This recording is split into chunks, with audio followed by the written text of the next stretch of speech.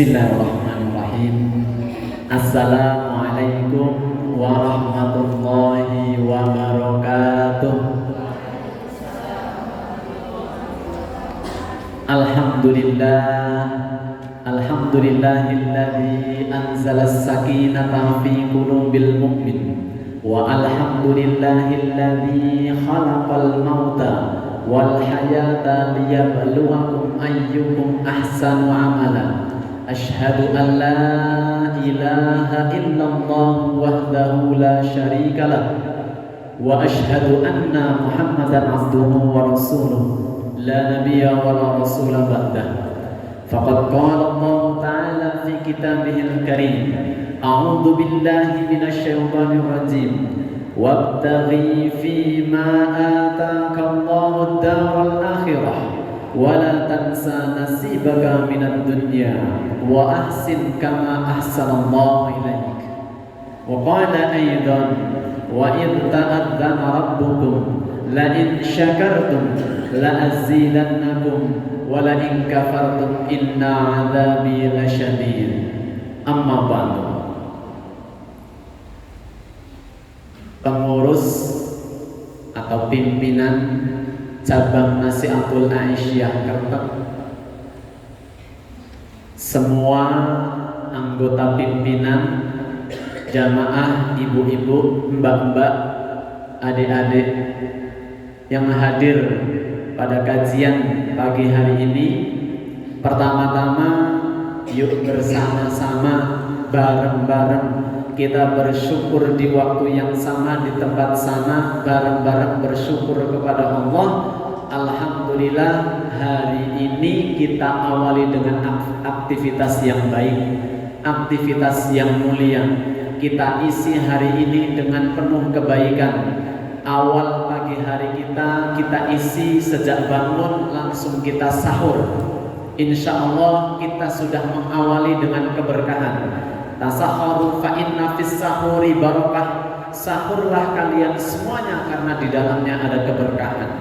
Lanjut menunggu subuh, mungkin ada yang membaca Al-Quran, mungkin ada yang berwudu, zikir-zikir sambil menunggu waktu subuh. Masuk subuh kita sholat subuh berjamaah. Mungkin dilanjut dengan ada kultum, kuliah subuh di tempatnya masing-masing. Bersiap kemudian sampai hari ini kita ada di tempat ini masih dalam kegiatan yang mulia. Maka bersyukur semua itu terjadi bukan karena kita sehat, bukan karena kita hebat. Karena ada yang sehat, aktivitas tadi ada yang tidak bisa mengerjakan, padahal sehat. Hari ini pun sama, ada yang sehat tapi belum bisa sampai ke sini. Ada orang yang sehat diseru kebaikan tidak mampu. Berarti ketika kita berbuat baik termasuk ibadah, termasuk kajian, bukan karena kita sehat, tapi kita bersyukur bisa berbuat baik seperti pagi hari ini, itu semata-mata karena Allah memudahkan kita.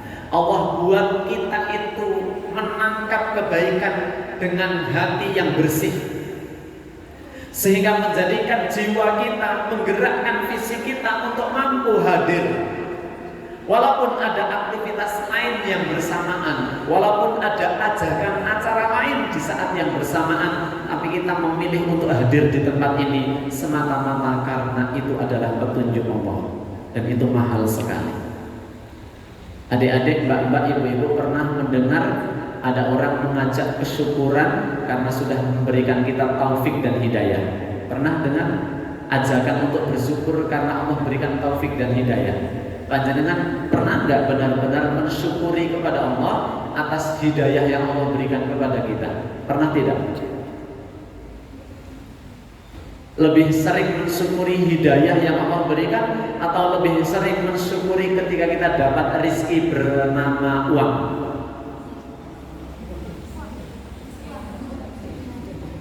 Ya. Ibu-ibu, mbak-mbak, sebelum saya lanjutkan tadi sampai uang ya, saya stop dulu, saya ganti sedikit karena saya teringat tadi ketika acara dibuka dengan lantunan kalam ilahi. Tadi saya menyimak pembacaan ayat suci Al-Quran. Di antara landasan yang membuat saya tadi ikut menyimak adalah perintah Allah, di mana ketika Al-Quran dibacakan kita harus mendengarkan.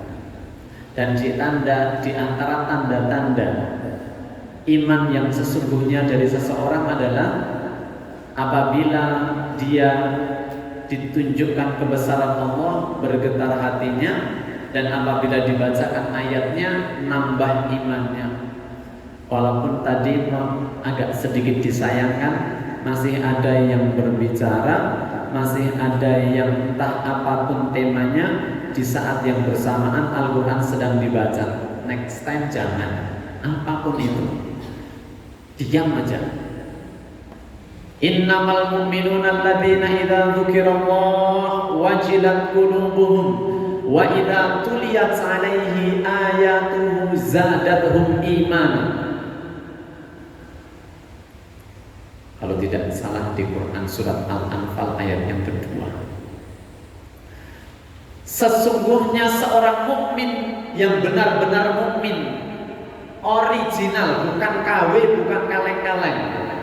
Cirinya apa?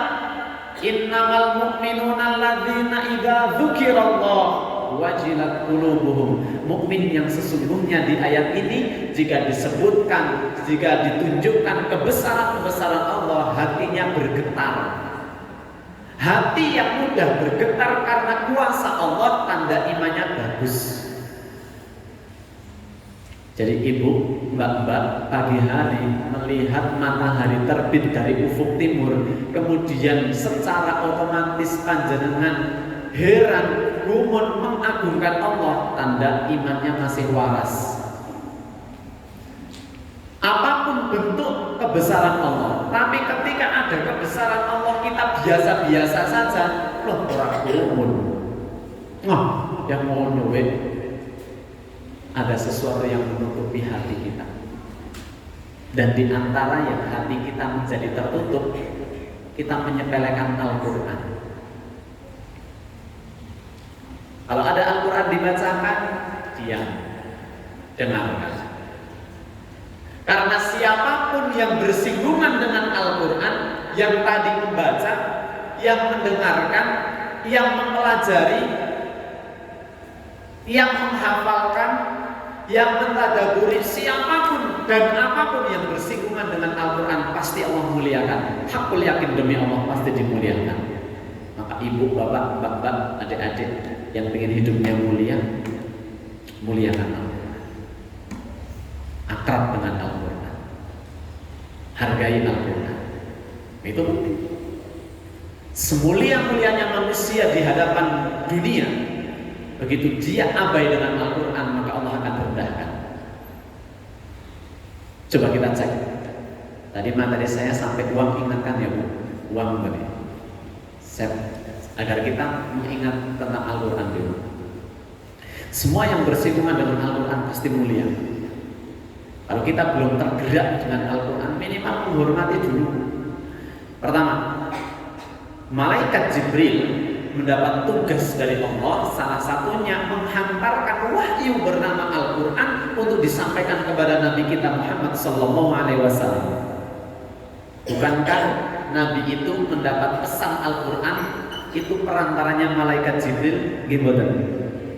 Maka malaikat Jibril ketika mendapat tugas mengantarkan wahyu Allah bernama Al-Quran, maka malaikat Jibril disebut sebagai malaikat yang paling terhormat di antara penduduk malaikat yang lain. Ribuan malaikat Allah ciptakan, Jibril menjadi malaikat yang paling terhormat. Lantaran apa? Punya peranan membawa wahyu Allah bernama Al-Quran. Nabi besar kita Rasulullah Muhammad SAW,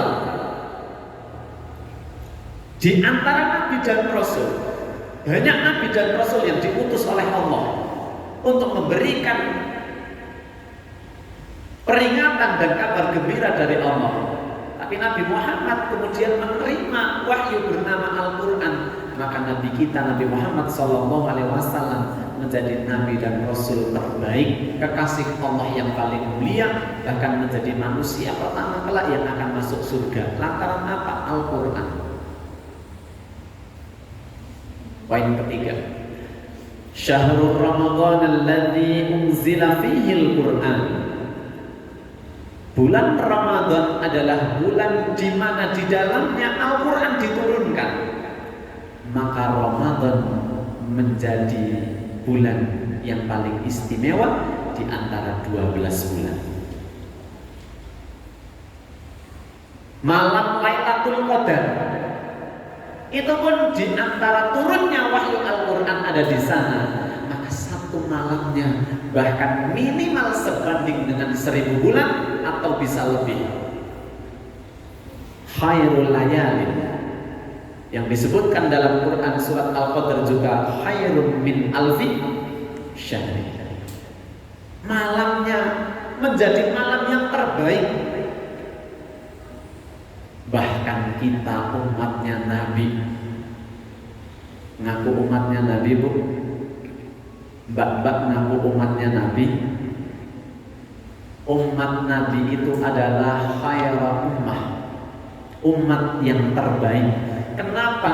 Karena di antara pedoman yang harus kita ikuti adalah Al-Quran sebagai pedoman kita umatnya Nabi. Maka siapapun umat Nabi yang mau berpedoman dengan Al-Quran, dia akan menjadi manusia yang terbaik. Tema kita adalah demi yang terbaik. Oke, kita lanjut tadi tentang uang. Awalnya mari kita mensyukuri nikmat hidayah. Lebih kita mensyukuri nikmat uang. Karena uang itu kasat mata, segala yang kasat mata terbatas. Mbak-mbak, ibu-ibu, adik-adik, jika mencintai sesuatu yang kasat mata, pasti cintanya terbatas. Kalau ngomongin cinta nggak ada aneh. Saya ulang, segala sesuatu yang kita cintai dan dia itu kasat mata, bisa dipegang, pasti cintanya terbatas. Kalau tidak percaya, buktikan semuanya. Mencintai apapun pasti terbatas. Seorang suami cinta banget sama istrinya, pasti cintanya ada batasnya. Seorang anak mencintai ibu, demikian ibu mencintai anaknya, itu pun masih ada batasnya.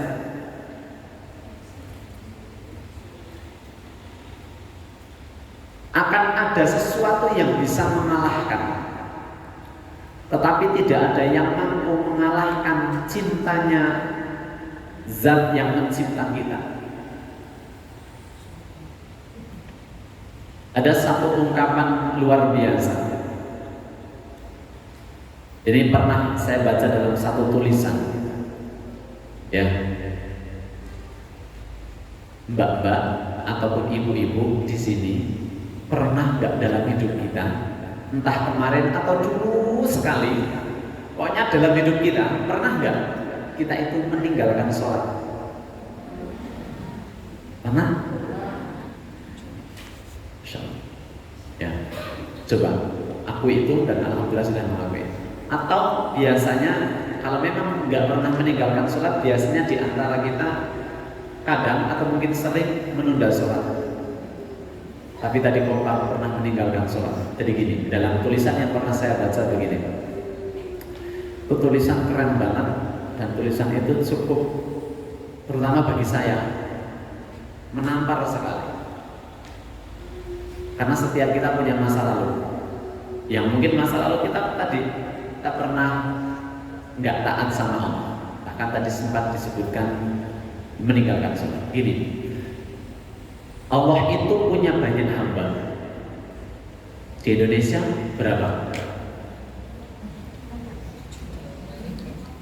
290 juta penduduk Indonesia hari ini, bahkan lebih, ya kan? Berarti yang diurusi Allah itu sedikit apa banyak? Itu baru di Indonesia loh. Dan semua yang ada di atas bumi Allah yang bernyawa bernama manusia diurusi Allah enggak? Maka dalam tulisan itu disebutkan Allah itu punya banyak hamba, itu baru manusia. Capung-capung yang berterbangan, kupu-kupu yang hinggap di bunga-bunga, itu pun makhluknya Allah. Diurus sama Allah. Semut-semut yang merayap di dinding, yang ada di pohon-pohon, itu makhluknya Gusti Allah semuanya. Ikan yang ada di lautan sedikit atau banyak banget, makhluknya Allah, hambanya Allah, pol akai, nggak bisa dihitung, nggak bisa dibayangkan. Tapi kerennya Allah tidak pernah melupakan kita. Padahal sing diurusi oleh ibu-ibu, pernah nggak ada satu pekerjaan yang ketika datang itu berbarengan? Iki kudu dimek, iki kudu dimek, iki kudu dirampok, iki kudu diurusi berbarengan. Nah, pernah Bu? Ada nggak di antara yang banyak itu yang cara bahasa Wonosobone sing kapiran, kasih kelalen boten kecekel, saking akeh sing diurus, ya kan? Bahkan kadang-kadang ketika mohon maaf ibu-ibu yang putrane banyak, kadang-kadang di antaranya ada yang protes, ibu mah sama adik terus, karena kadang-kadang ada yang lebih difokuskan. Tapi Allah itu sekalipun yang diurusi banyak, Allah tidak pernah lupa sama kita. Buktinya apa? Kebutuhan kita dicukupi, tidurnya kita dinyenyakkan. Tetapi dengan mudah kita meninggalkan sholat. Coba renungkan. Sedangkan ketika kita lebih mementingkan yang namanya meninggalkan sholat, kan berarti ada sesuatu yang lebih dipentingkan. Sedangkan ketika kita lebih mementingkan urusan yang lain, entah itu manusia, entah itu apapun, entah itu pekerjaan, kita lebih mementingkan pekerjaan sehingga sholatnya ditinggalkan. Kita lebih senang dengan apa yang sedang kita tekuni, kemudian sholat kita tinggalkan. Tapi anehnya ketika kemudian kita tersadar dan kita balik untuk bersujud kepada Allah, pernah nggak Allah itu tidak menerima sujud kita? Pernah nggak kemudian kita diusir, kita gelar sajadah kemudian Allah tidak mau? Nggak pernah. Manusia pasti tidak ada yang seperti itu. Begitu pernah dikecewakan datang pasti akan menjawab ngopor ini meneh, kata-kata pas butuh dong. Tapi Allah tidak pernah. Bahkan ketika kita merasa di antara kanan kiri kita itu banyak orang yang mencintai kita, besti kita banyak, circle kita adalah orang-orang yang mencintai kita, suatu hari mereka akan mengecewakan kita, suatu hari mereka akan menyakiti kita, suatu hari mereka akan mencampakkan kita, suatu hari kita akan merasa sudah tidak ada lagi yang peduli dengan saya. Maka ketika ada di fase itu kita akan siapa yang akan kita butuhkan? Yang paling dibutuhkan siapa? Pasti kita akan datang kepada Allah dengan menundukkan kepala, dengan penuh penghayatan, dengan merasa bersalah. Tapi pertanyaannya, pernahkah kemudian Allah tidak menerima sujudnya seorang yang baru saja sadar atas hal-hal tadi disebutkan? Tidak pernah. Dari sini kita tahu siapa yang paling tulus kepada kita. Tidak ada yang setulus langit dalam mencintai kita, tidak ada yang setulus langit dalam memberi kita, dan tidak ada yang setulus langit dalam memaafkan kita. Maka kalau panjenengan semuanya mencintai sesuatu yang kasat mata yang bisa dipegang, jangan pernah mengalahkan yang di langit. Anak-anak muda, teman-teman perempuan, ibu-ibu, kalau cinta makan, senang makan. Senang makan, Dek? Mbak, senang makan, Mbak? Makanan favoritnya apa? Bakso. Enak ya, siang-siang gini bakso gede gini ya, panas-panas itu, sama es teh gitu ya. Ya kan? Kalau kita mencintai makanan, latihlah diri kita untuk berpuasa seperti hari ini. Secinta-cintanya kita dengan makanan, latihlah puasa. Kalau di antara adik-adik teman-teman ada yang senang rebahan, ada kamu rebahan di sini? Oh, ada. Nabung. Kalau ada yang cinta tidur, senang tidur, latih diri kita untuk bangun malam. Ramadan mengajarkan kita, paling tidak jam 3, setengah 3, apalagi ibu-ibu harus sudah bangun. Ya. Kalau kita cinta harta, cinta uang, latih diri kita untuk menginfakkan harta kita. Ambil sebagian harta kita, berikan. Kenapa? Kok seneng makan, kok kudu puasa, seneng tidur, kok kudu latihan bangun malam? Kenapa kalau kita cinta harta kemudian kita harus latih untuk memberi? Karena ketika kita secinta-cintanya kita dengan dunia, dunia tidak boleh mengalahkan cintanya kita kepada Allah. Kalau ibu cinta kepada putranya, cinta kepada putrinya, maka cinta kepada anak-anak tidak boleh melebihi cintanya kepada. Kalau ibu-ibu mencintai suaminya luar biasa, suami sudah berkorban hebat menafkahi keluarga dan sebagainya, maka cintanya kepada suami tidak boleh melebihi cintanya kita kepada. Kalau mbak-mbak, adik-adik cinta sama ibu, cinta sama ayah, perjuangannya hebat. Hari ini adem merungokke,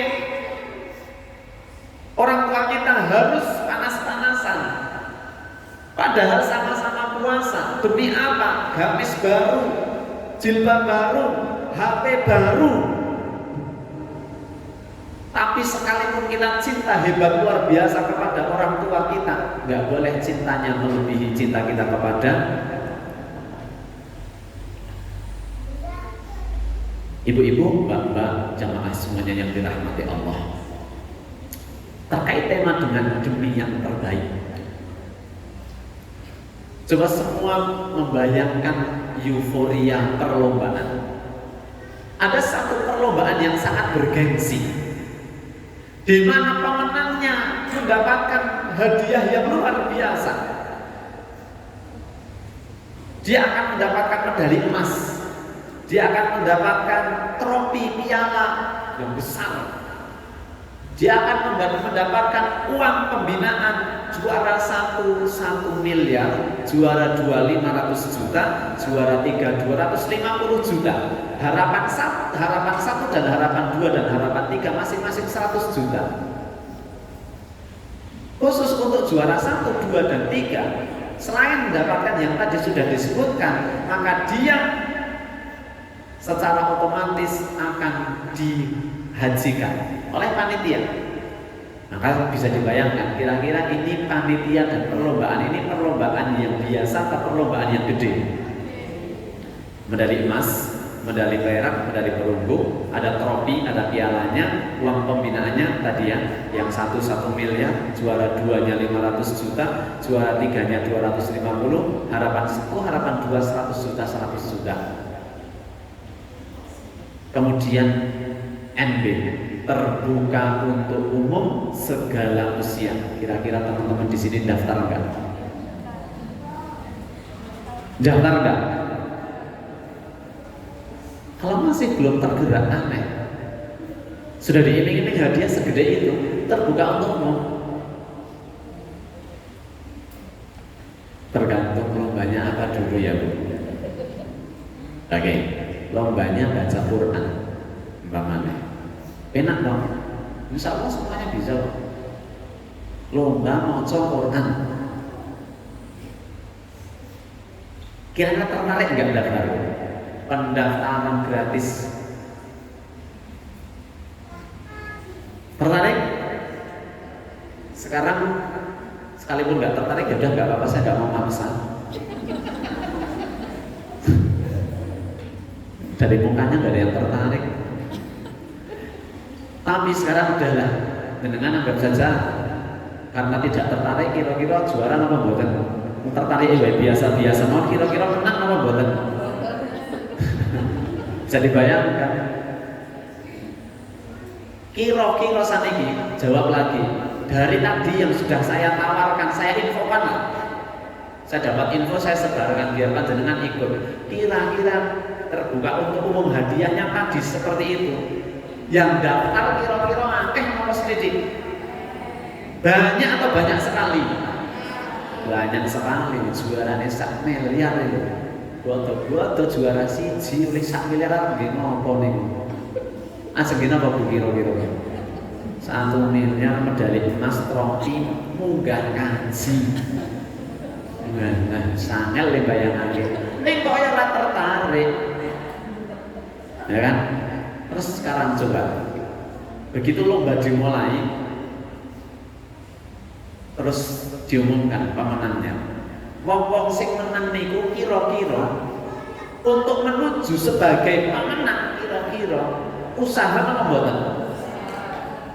Usahanya biasa mawon apa temenanan? Mesti pol temenanane. Ibarat formulirnya harus offline dan harus diambil di Jakarta Pusat. Kalau usahanya orang temenanan mesti walah barangkat dadak nang Jakarta temen tak ora paham. Berarti kan bukan temenanan.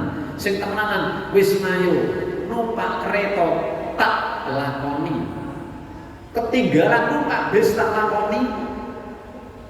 Titip kancane tak lakoni. Jebul ora kena titip mangkat tak lakoni. Berarti dari awal saja dia sudah sungguh-sungguh hebat luar biasa. Untuk menjadi yang terbaik itu dari awal mesti sudah beda. Sing mau juara mesti begitu dapat info, bismillah melu ngeten mboten kados njenengan niki nembe biasa-biasa mawon.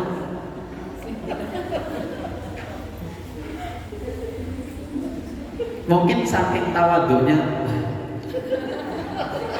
nyong goliyane bae lah. Karena apa? Karena saking pesimisnya orang bakal menang. Apapun perlombaannya ibu, mbak, apapun perlombaannya, pemenangnya itu pasti adalah orang-orang terbaik.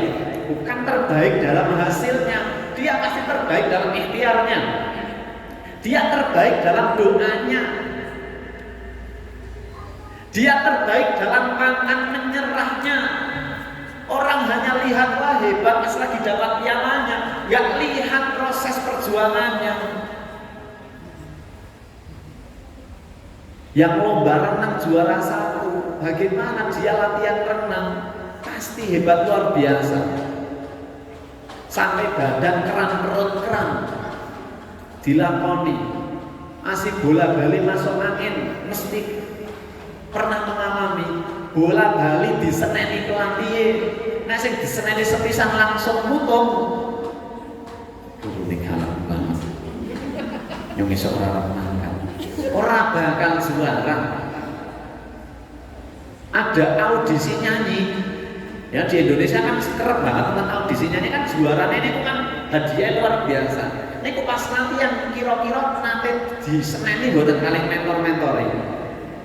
Nyanyi omong gregesi ya, Mbak. Pasti pernah dimarahi. Kalau dia mentalnya Ahmad Dhani galak temennya tak hali merah. Kira-kira juara mboten? Yang namanya terbaik sejak awal pasti dia hebat. Hebat ikhtiarnya, hebat niatnya, hebat doanya, hebat pantang menyerahnya, berkali-kali sakit hati dia tahan demi yang terbaik. Termasuk niku lebih terbaik dalam hal lomba. Terbaik dalam hal lomba saja. Terbaik dalam hal kita di hadapan Allah pun sama. Orang-orang hebat dalam pandangan Allah hampir sama dari tadi yang ikut lomba. Kira-kira menurut ibu-ibu, adik-adik semuanya, orang-orang urutan teratas yang paling dicintai Allah itu siapa? Satu. Yang paling dicintai Allah kira-kira siapa satu? Rasulullah, Nabi dan Rasul. Kira-kira bisa-bisanya Nabi dan Rasul kok dicintai Allah itu apa sebabnya? Menurut jenengan? Karena taat. Kira-kira dalam Nabi dan Rasul taat niku butuh perjuangan atau tidak? Perjuangannya biasa-biasa atau hebat sekali? Nabi Adam, bagaimana perjuangan Nabi Adam?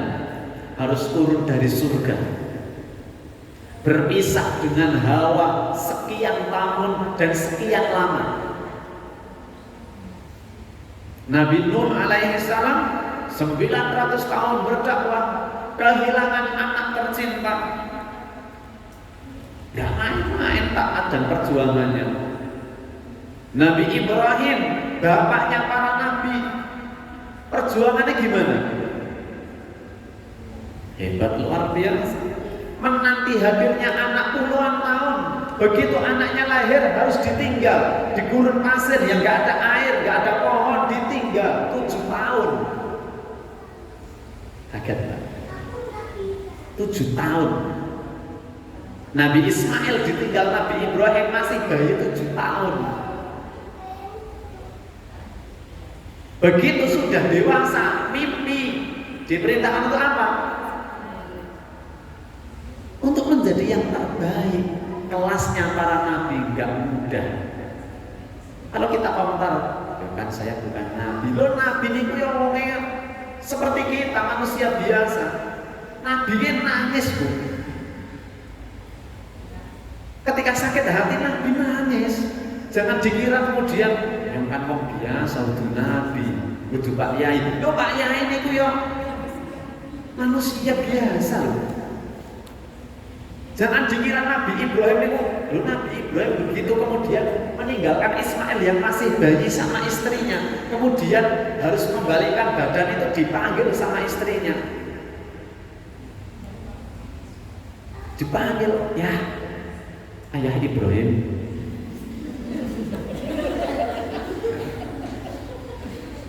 Salam jenengan ya, Pak Pak Bapak. Nabi Ibrahim itu nggak bisa noleh, nggak kuat noleh. Khawatir kalau menoleh nanti nggak tegel kemudian, padahal itu kan perintahnya Allah harus ditinggalkan. Karena tegel, maka Nabi Ibrahim itu menguatkan diri orang noleh. Dipanggil yang kedua kalinya tetap nggak mau noleh. Dipanggil yang ketiga kalinya nggak mau noleh. Tapi Hajar istrinya mudeng, suaminya itu Nabi peka.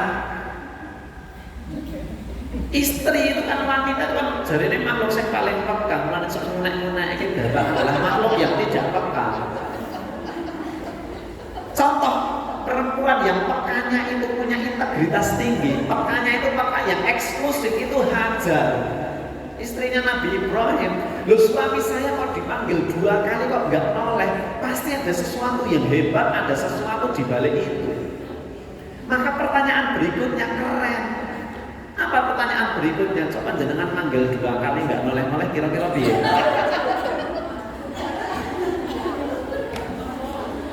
Gatot sing serang ngalami. Ya, Mbak lagi main HP nih, ya, lagi main HP. Adik-adik, dipanggil mamah mau, Mbak, dipanggil mamah. 2 kali tidak dipanggil, kira-kira panggilan ketiga kayak apa, Pak? Nggak ada suaranya tapi ada gelas yang terbang.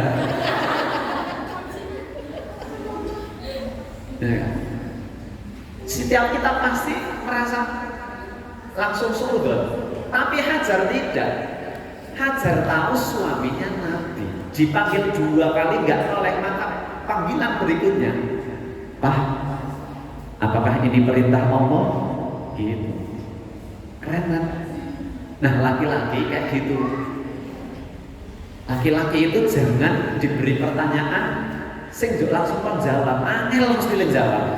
Laki-laki itu kalau diberi pertanyaan kasih opsi jawaban, multiple choice. Kalau langsung jawab, misal, Pak, ini mumpung gabut ya Pak, daripada nganggur sambil nunggu adzan maghrib, Mama mau nanya nih Pak. Ya istakon wae mah apa? Kira-kira dulu apa alasan papa menikahi mama? Wah niku mesti angel jawab. Apa ya? Masa ora iso jawab? Ngeten ta jenengan. apa ya? Tak eling-eling. Ih, mosok ora duwe jawaban lah. Jangan tambah memberikan tekanan. Ya. Tapi kalau diberi opsi pasti bisa jawab. Itu. Papa menikahi mama itu karena sekedar cinta saja atau memang karena ingin mengikuti Rasulullah? Nah, kan ada pilihannya. Wah, langsung pasti. Yang kedua. Walaupun yang pertama itu adalah sesuatu yang tidak bisa aku bohongi. Aku mencintai kamu, tapi itu masih belum menjadi alasan paling hebat. Karena alasan terhebat saya adalah aku menikahimu karena aku ingin mengikuti Nabi. Jadi kalau ada pertanyaan kasih ke laki-laki, itu kasih multiple choice ya, kecuali urusan makanan, jangan kasih multiple choice. Contoh ibu, papa bukannya mau pakai apa? Ibu masakin, mau ayam atau mau ikan? Nah, ini khusus pilihan yang makanan ini jenengan malah anyel dewe. Wis sak-sake ibu ngoten niku. Ora ono sak-sake wong dinae pilihan kok ngoten niku. Wis sing penting sing ora repot. Lah mak apa-apa gelem bisane manah tawa ki wis wani repot. Iki demi mama lho. Walah. Bon, nah niku Nabi Ibrahim ngoten niku ya. Jadi begitu Hajar itu tanya 3 kali kok tidak ada jawaban, langsung kasih pertanyaan yang sudah ada jawabannya tapi pengen diyakinkan apakah ini perintah Allah. Nabi Ibrahim nggak jawab, cuma menganggukkan kepala karena mungkin ini bilang iya, mungkin suaranya suara ada isak tangisan mungkin ninggal anak bojo itu. Nabi itu makhluk biasa. Nabi Nuh nih pas Kan'an dipanggil ketika kapal sudah mulai bergerak karena air gelombang itu sudah semakin tinggi, banjirnya semakin naik. Kemudian Nabi Nuh dengan mata kepala sendiri melihat anak kandungnya dipanggil. Maka jawaban Kan'an itu sa'awi ila jabal yaksimuni minal ma. Enggak, saya mau naik ke naik ke jabal itu gunung. Yaksimuni minal ma, yang kalau saya naik ke puncak gunung saya akan selamat. Nabi Ismail sudah tahu tidak akan ada yang selamat. Maka begitu melihat anaknya digulung ombak, Nabi Nuh itu menangis. Waduh, kali kita Nabi itu ya manusia biasa. Sama halnya ketika Nabi Lut alaihi salam mendapat tamu bernama malaikat yang menyerupai pemuda-pemuda hebat. Datang malaikat menyerupai seorang pemuda memberikan kabar, wahai Lut, pergilah kamu dari tempat ini sebelum subuh tiba, karena azab Allah akan tiba sebelum subuh. Tinggalkan semuanya, jangan pernah menoleh. Kemudian diberi kabar bahwa di antaranya adalah istrimu. Kira-kira Nabi Lut itu pas meninggalkan rumah dan meninggalkan kampungnya itu langsung melayu kalau senengnya wong ajeng diselamatke nopo abot alon loh asli ini. Ada istri yang ada di belakang, tapi karena perintahnya harus ditinggalkan. Jenjang ini yang nangis getih nih asli ini. Nabi Muhammad SAW begitu paman tercintanya Abu Thalib yang setiap hari, bahkan sejak Rasul masih kecil, gimana pengorbanannya. Ayahnya meninggal bahkan sebelum Nabi lahir. Usia 6 tahun ibunya meninggal yatim piatu. Sing ngomong sinten? Simbae meninggal, sing ngomong sinten? Paman, angkelnya.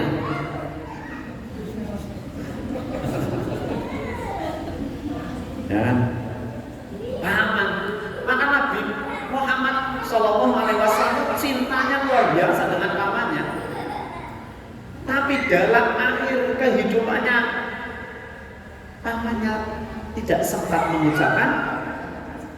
Nabi Muhammad menangis luar biasa, manusia biasa. Tapi kenapa kemudian Nabi Anda merasa menjadi manusia terbaik di hadapan Allah? Karena sekalipun menangis, sekalipun harus berjuang, yang menjadi prioritas pertama adalah ketaatan kepada Allah. Kalau kita pengen menjadi yang terbaik dalam pandangan Allah, belajar itu nggak mudah. Harus baca yang lain dolan, kita harus baca. Pengen healing harus rapat PCNA tetap. Arab kumpul karo anak bojone dadak rapat. Menjadi terbaik butuh pengorbanan. Ibu, saya kasih satu ayat yang bukan saya kasih, saya tunjukkan. Yang kasih ayat Mas Gusti Allah.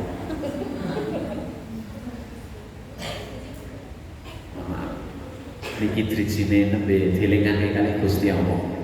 Mungkin karena sering dolanan HP, tadi habis sholat subuh, habis baca Quran, niku karena ada piring atasnya ada makanan, terus digerongsong semut, nah terus tak derek ke kompor, dipanasin, semutnya dulu mulai, terus saya tinggal aktivitas, ya terus pasang jam mendet mau piring kena panas kan panas, bukan kelingan, nyos, terus kenal kok, senggol sih sakit nih.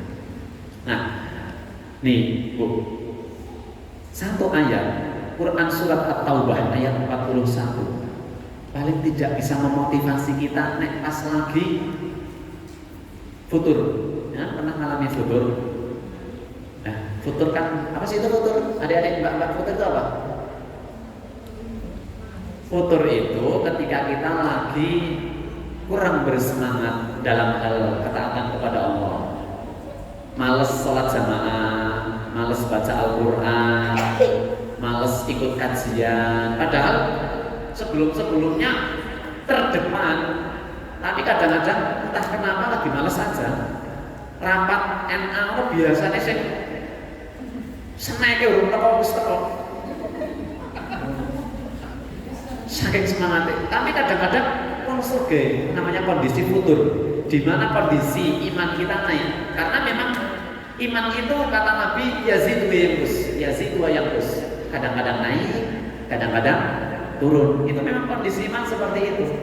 Al iman yazidu wa yanqus, iman kita semuanya kadang-kadang naik, kadang-kadang turun. Pas lagi naik, bapak ibu-ibu dan bapak pasti pernah ngalamin. Pas lagi naiknya pasti keren banget. Nggak usah pakai alarm, pasti kebangun. Bahkan bangunnya belum subuh. Dan kemudian tidak ada paksaan dari pihak manapun, kita mudah saja ambil air wudhu, mudah saja pakai mukena, padahal azan subuh masih nanti. Pernah nggak ngalamin kayak gitu? Kemudian kita cari aktivitas apa, baca Quran, belum subuh-subuh, dikir-dikir, enteng saja. Bahkan gerimis, udara dingin tidak masalah. Maca Quran ini ya 10 lembar, orang pedes-pedesnya semangat. Pas lagi naik itu keren banget. Kajian pedas. Tapi kalau lagi futur, nah pas lagi turun, nah ini kayak tau ini segeh pol-polan. Azan Isya, saya awan nyambut gawe, isuk nongko omah, sore resik-resik dan sebagainya, udan pisang, rumah dan Isya, filmnya pas api-api.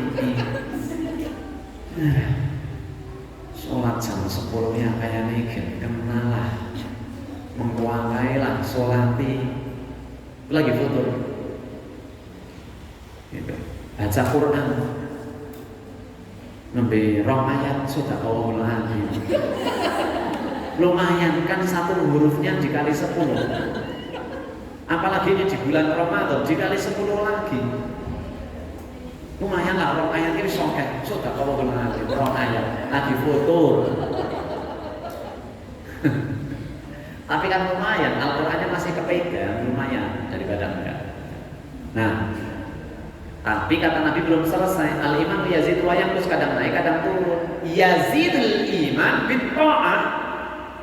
Naiknya iman dengan ketaatan, maka nek pengen imannya naik terus di top level terus, taat terus. Usahakan kita untuk selalu taat, maka iman akan sendirinya naik terus, dia akan terjaga.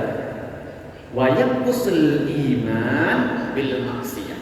Dan turunnya iman pas lagi futur tadi itu disebabkan karena kemaksiatan. Ya, bisa bermaksiat dengan pikiran, hati, mulut kita, berprasangka, bermaksiat itu, ngebatin dan sebagainya. Nah, ketika kemudian banyak maksiat, maka kita akan menjadi turun imannya.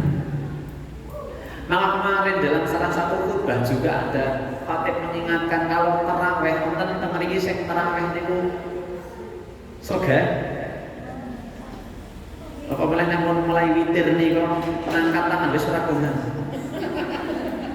Posisi wara mantung witir meripat kaya digantung skill terus kok sajadah niku wis mumpung sajadah kaya vertigo niku alih batin ten mriki iki mame kok mendadak dawa-dawa temen suratane ya Allah astagfirullah terus pun mulai monggong-monggong awake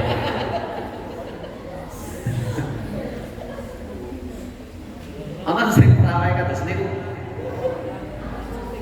kalau kita tarawih yang pahalanya gede banget niku leng lakoni rasa-rasen niku bisa jadi disebabkan karena dosane niku akeh. Astagfirullah.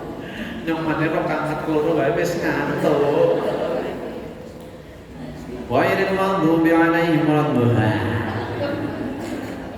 Nembe Fatihah rakaat kedua kok wis ping 13.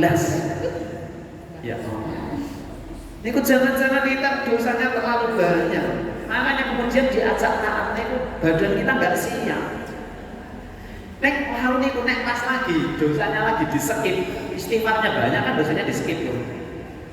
Istighfar astagfirullah kan dosanya langsung ke-skip terus. Semakin banyak istighfar dosa-dosa semakin banyak yang nah pas dosanya semakin menipis, pahalanya meningkat, niku ibadah enteng pol. Awake kaya ora ono semerantau bahasanya tengen kula. Pernah lihat bapak-bapak usianya sudah sangat sepuh melampah tuyuk-tuyuk ning subuh mesti jamangan. Wonten mboten teng mriki contoh sing kados niku. Yuswanipun sepuh mlaku niku rambatan. Tekenan nek perlu. Ning subuh ora tau keri. Kenapa? Karena dia taatnya itu keren, istiqomah. Maka sesuatu yang berat terasa ringan. Lagi-lagi Allah yang meringankan. Mulai jenengan pas lagi ibadah kok terasa ringan dijaga. Istiqomahlah. Karena mahal harganya. Okay. Ibu-ibu yang dirahmati Allah, kembali ke tema yang terbaik. Tadi di Quran surat At-Taubah ayat yang ke-41. Allah berfirman, "A'udzubillahi minasyaitonir rajim. Infiru hifafan wa thiqalan wajahidu bi amwalikum wa anfusikum fi sabilillah. Dzalikum khairul lakum in kuntum ta'lamun." Artinya begini. Berangkatlah kamu baik dalam keadaan merasa ringan maupun berat. Dadi pas krasa abot napa pas krasa enteng lakoni mangkat paksa awake dhewe. Ajeng kajian gak rasa-rasane slegeh napa pas lagi oke paksa baik sedang ringan atau berat berangkatlah kata Allah. Pun mangkat tok nek urusan ibadah, urusan amal saleh berangkat. Jenengan ampun mikir ikhlas riyen. Ikhlas pikir mungkin. Sing penting mangkat. Nek derek mangkat mun ngeling-eling ikhlas ora sido mangkat mesti. Harap maca Quran slegeh temen timbang maca Quran ning ora patiya ikhlas lah mending tutup bae. Boten siyos. Abot napa enteng? A'udzubillahi minasyaitonir rajim. Bismillahirrahmanirrahim. Tetap terbaca. Tetap terbaca. Ajeng maringi sedekah, infak sedekah pun namun dipikir ikhlas apa mboten napa oleh dipikir sapa wonge malah mboten sios infak. Wah arep duwe gawe ater-ater tanggane 20, kancane 20 ngene. Pun pokoke langsung dinahi. Aku kesuwen mikir, ku nek kesuwen mikir malah mboten sios. Nek gawe wong karo jenela ora sida lah. Kayak wong pelit banget, kurangi separuh wae. Kalau dalam urusan kebaikan kata Allah dalam ayat ini pun ngakoni mawon. Sebetulnya ayat ini turun itu menyinggung menyindir perintah tentang jihad. Karena ketika di awal perintah jihad sing mangkat sedidik, maka kemudian Allah perintahkan kalau di tafsirnya ayat ini infiru, berangkatlah. Saya napa mboten saya mangkat klunting WA grup PCNA dimohon besok sore rapat di Masjid Al Jihad, mohon tepat waktu karena pentingnya acara. Padahal dengan saya pun gas pengen tahu besarnya pahala jihad. Kenapa orang yang mati dalam medan perang itu bajunya tidak boleh diganti? Gimana? Tidak perlu dimandikan, tidak perlu dikafani, langsung dimakamkan. Orang-orang yang meninggal di medan perang kan begitu. Saudara-saudara kita yang ada di Palestina juga sama. Dulu zaman para nabi yang gugur di medan perang, kenapa? Karena nanti baju-bajunya akan bersaksi, berbicara. Dan kemudian mereka akan masuk surga bighairi hisab, masuk surga tanpa hisab. Sekalipun dulu dalam hidupnya mungkin pernah ada salah, pernah ada dosa, tapi karena kemauannya membela agama Allah bahkan sampai gugur di medan perang, maka Allah kasih hadiah yang luar biasa, masuk surga tanpa adanya hisab. Pertanyaannya hari ini, mungkinkah kita bisa sejajar dengan mereka? Sedangkan hari ini tidak ada perang.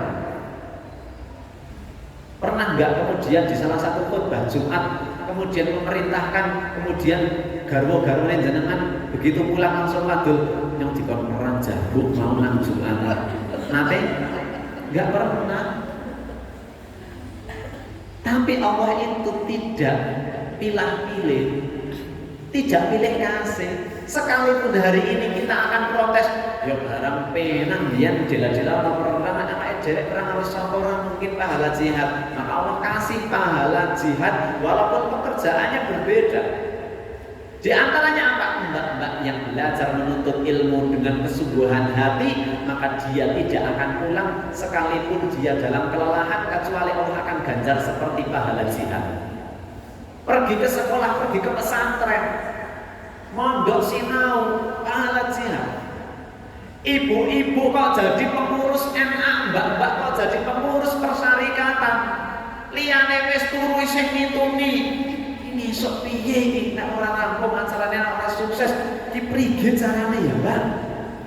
Liyane sing do wis ngimpi sing nyiapake lho maneh dek ora urung rampung. Sing seksi konsumi, lha maneh pesenane iki sing wingi jare ora iso. Ki wong sapa nek kelarangan dipaido karo panitia. Rampung bubar liyane pulang wis dari layak-layak nonton TV, rikat-rikat resek-resek asah-asah derek pembubaran panitia. Itu pahala jihad. Siapapun yang berjuang memikirkan agama Allah dengan tegaknya agama Allah, jihad. Buat salah krokat menamakan masjidnya masjid janjane untuk mengingatkan kita nek jenengan boten eling-eling kebangetan. Dan hari ini alhamdulillah kita hadir di bulan Ramadan 1445 Hijriah, di mana Ramadan mengajarkan kita jihad. Ramadan mengajarkan kita seneng ora seneng tetap kudu puasa. Jenengan jengkel wani mboten puasa saniki. Nek nyawaki poso gae nyawaki puasa lah. Mboten nonton sing wani nek pancen duwe iman. Mengajar kita bahwa amal soleh itu pokoknya seneng ora seneng, semangat apa sregen mangkat. Maka penting pentingnya kita belajar agama itu seperti ini. Sehingga ketika ada futur itu, file-file tentang ilmu-ilmu agama itu akan muncul, kemudian mengingatkan kita, oh iya, yang kan pinginnya swarga. Masa swarga kok yang ini modelnya? Mangkatlah, oh iya, saya kan pengen satu majelis dengan Rasulullah. Ada di sini yang tidak mau nanti bertemu dengan Rasulullah. Ada. Semua kita berharap kita berjumpa dengan Nabi. Nek model kula jenengan tetap ajeng ibadah kados niki semangate nek pas ora semangat nggih mboten makan kira-kira layak enggak kita itu satu majelis dengan Rasulullah apalagi duduk bersebelahan. Ulah iya kayane ora pantas, maka pantaskan bismillah. Bojone gondeli enak baik itu kapan beri ke keluarga. Beri pemahaman yang sama. Beri pemahaman yang sama. Dan itu memang butuh perjuangan seperti halnya wong jihad. Ya Allah dadi pengurus ke ya Allah kudu mikir anak, kudu mikir bojo, maneh gawean ya ora rampung-rampung, nang kantor maneh ya Allah numpuk, burung sing iki isih ana rapat. Isih ana kudu ngene. Pancen sing jenenge pahala yang disamakan dengan jihad nggak ada yang mudah. Hitung. Wanita hamil sampai dia melahirkan bukankah seperti halnya orang jihad? Enteng boten wong meteng. Wonten wong meteng terus mlayune kaya walang, nongling. Mlakune kan wis ngenes banget. Apa meneh bobot 8 sasi. Mlaku tok wis ora tegel. Gawa awake dhewe wis nengok pindah nggon lungguh mawon marep mriki terus semarep kowe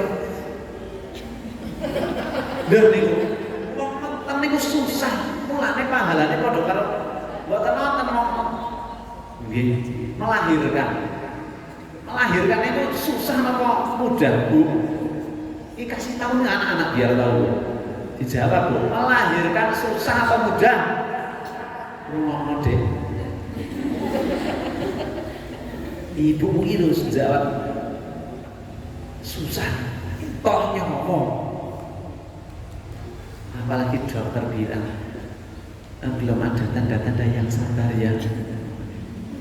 Tensinya naik. Lu nggak boleh operasi karena tensinya terlalu tinggi. Wis ora metu-metu kudu dioperasi men cepet rampung ning ora iso dioperasi karena darahnya naik. Susah apa mboten? Nasi bapak yang ora tegel. Nunggu suwe banget ora kono nganti semakut bapak iki. Sing arep gambaran mbok nek bapak sing semakut. Pahala jihad mboten wonten sing enteng. Apalagi menyusui, membesarkan anak-anak dari mulai melahirkan, menyusui sampai niku ora sing gampang. Nggih mboten. Pun apapun difasilitasi, digawe sing sarwa kepenak ben bocah sehat tetep wae sithik-sithik masuk angin. Sithik-sithik lara. Mane nek bocah lara si ibu ora iso merem turu. Begitu ngeliyep ngomong waduh nek genom turu wae. Padahal begini mboten iso turu mergo anake lara. Begitu ngeliyep setitik ngomong. Abot ngomong anak niku. Membesarkan anak dalam Islam berat, makanya seperti pahala jihad. Begitu gedenya neni. Ditumpokke ra trimo. Jaluk dituruti, sing jaluk ora marem. Pengorbanan ora rampung-rampung. Mulane pahalane sami kalian pahala jihad. Anak sekolah, anak mondok menghafalkan Quran, belajar Al-Quran enggak mudah. Lagi belajar kelingan mbokne. Mangsane maem lawe ra enak ya Allah. Lawe kaya ngene temen padahal melih pengen dinam ra enak, ora dinam melih ya Allah. Susah teman ya Allah. Pahalane jihad regane dhewe. Mulane saya pernah dinasehati teman. Karena anak saya kan belum mondok. Jadi saya sering minta nasihat kepada teman-teman yang berhasil memondokkan. Mas, tahu ilmunya, tapi kan mulai dereng terlakoni. Nah, saya sering nanya. Dulu belum menikah, sebelum menikah yang nanya sama yang udah menikah. Jadi wong niku sing sregep takon jangan gengsian. Gengsi takoni ku anjur nomor uripe. Pokoke nek wong sing ora seneng takonan mergo isin diarani bodoh, susah uripe. Pun teng mriki dereng ngerti TK pundi, pun teng pasar Kertek arep takon dikira lho Kertek ora ngerti. Goleki dhewek ubeng-ubeng susah kan? Kan mending nek nganu si teng pundi nggih. TK Kertek teng pundi? Penak. Nah, saya tanya, Mas, carane ben jenengan niku kok kuat mondoke putrane niku pripun? Adik-adik jangan dikira kamu tok yang berat di pondok. Orang tua di rumah kayak abot. Niki arep nyentong sego niku, centronge niku ora iso macet nang sego iki. Kelingan anu. Nek kene segane nang pondok kula segane akas ya Allah. Nggih mboten Bu. Nggih. Mulih takir niku ajeng nyokot iwak pitik. Ampun ajeng dicokot iki dah kula sing nang pondok tempe lah nang tak tempe wae glenake. Nah, otak sing temu mah tetep kolu niku banget. Saya tanya soalnya, saya sebelum mengalami, jadi saya tanya, gimana Pak? Caranya gimana? Maka diantaranya niku napa? Tegel ora tegel kudu tegel. Berusaha tidak mengiling-iling. Niku kata teman saya. Terus diantara nasihat itu niki sing penting. Mungkin nek sampeyan, nek jenengan niku pun mondhokake. Pas bocah-bocah libur, niku jenengan tetep kudu nahan biasane yang menjadikan sebab rarang pemondoke begitu libur. Adik mau makan apa? Mamah belikin. Rumangsa pikirannya teng pondok niku mesti prihatin, begitu pulang kowe kabeh dimasak enak-enak. Wis sarwa-sarwa dituruti. Nyoh, HP ae. Wis semarene nang pondok ora tau wis ono ngasih keloni oleh. Sehingga selama sebulan libur begitu arep mangkat, walah rasa-rasa kelingan jangan terong. Tempe ne ora patek mateng. Padahal nemu kuwi lawe jiloro terus tak senengi kabeh. Ayo naik mobil deh, ayo udah mau berangkat ini loh. Kelingan kan nang kono maneh ora ono hati. Nang kene difasilitasi. Ayo jane kamar wae lagi nyawang selimute kandel kene. Nang pondok selimut tipis wae ning kelingan ro kancane. Niku kata teman saya kayak gitu, kenapa Pak? Oh, aku tuh ditegel-tegel 6 bulan ini nganggur Bali yang nek pancen enak-enak orang-orang ini aja terus-terusan. Kalau ya risi, kalau tempe, ngoten niku. Ben padha dene prihatini. Pancen boten gampang. Pahala jihad gak ada yang mudah, termasuk ngurusi Muhammadiyah, ngurusi Aisyah, pemuda NU boten gampang. Belan-belane mikir, belan-belane batire wis hiling urung hiling, wis do turun-turun ngoten isih dikomentari, iki sapa pengurus Ansar kok ora.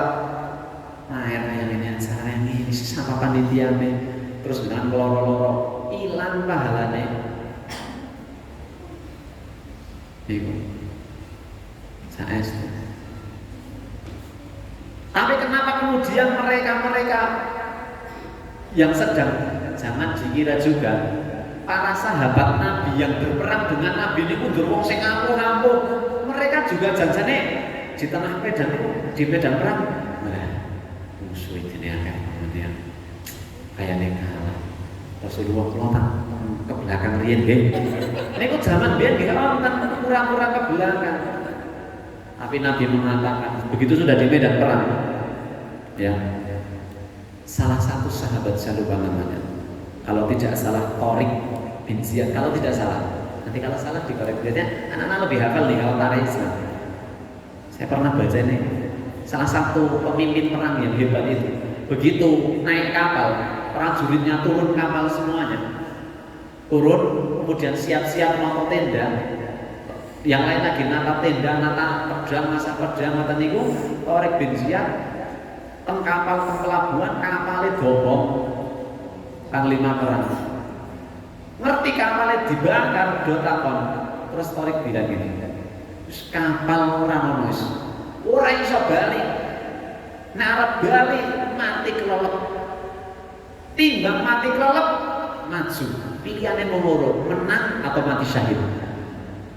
Menang surga, mati syahid surga. Terus sing waune sing slegek, malah semangat. Ngono ngurusi MA, ngurusi kertet, ngurusi snack. Mbok jenengan ajeng digawe sing polner tetep dikomen.